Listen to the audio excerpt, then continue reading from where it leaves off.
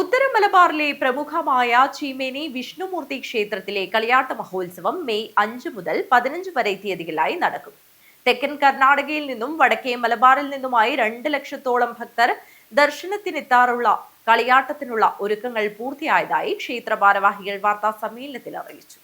ഉത്തര മലബാറിലെ പ്രമുഖമായ ചീമേനി വിഷ്ണുമൂർത്തി ക്ഷേത്രത്തിലെ കളിയാട്ട മഹോത്സവം മെയ് 5 മുതൽ 15 വരെ നടക്കും.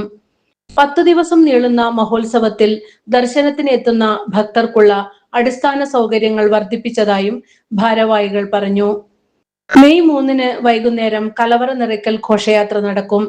എല്ലാ ദിവസവും ഉച്ചയ്ക്ക് 12 മണി മുതൽ 2:30 വരെയും രാത്രി 8:30 മുതൽ 10:30 വരെയുമാണ് അന്നദാനം ഏർപ്പെടുത്തിയിട്ടുള്ളത്.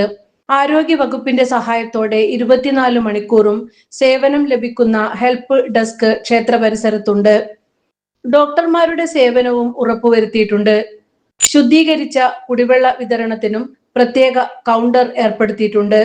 ഉത്സവ നാളുകളിൽ ഗതാഗത സൗകര്യം ഉറപ്പാക്കുന്നതിനായി പയ്യന്നൂർ, കാഞ്ഞങ്ങാട് KSRTC ഡിപ്പോകളിൽ നിന്നും അധിക സർവീസുകൾ ഉണ്ടാകും. ഗതാഗത നിയന്ത്രണത്തിന് പ്രത്യേക സംവിധാനം ടൗണിലും പരിസരങ്ങളിലുമുണ്ട്.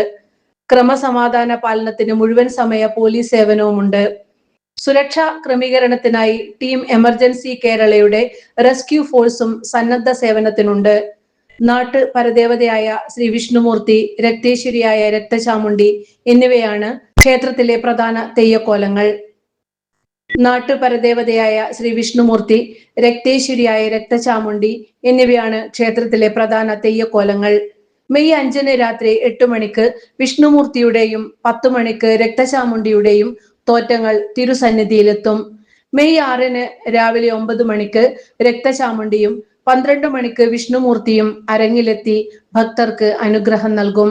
മെയ് 15 കളിയാട്ട മഹോത്സവത്തിന്റെ സമാപനത്തിൽ രാവിലെ 9 മണിക്ക് രക്തചാമുണ്ഡിയും ഉച്ചയ്ക്ക് 1 മണിക്ക് നാട്ടു പരദേവതയായ വിഷ്ണുമൂർത്തിയും ഭക്തർക്ക് ദർശന സായുജ്യം നൽകും. വാർത്താ സമ്മേളനത്തിൽ ക്ഷേത്രം president Kodakkadan Balakrishnan, secretary KT Ganesan, Kuthur Surendran, KE Vinod Chandran, Kundakudiyan Sreedharan, Kodakkadan Surendran, PK Kumaran എന്നിവർ പങ്കെടുത്തു. News bureau, Trikaripur.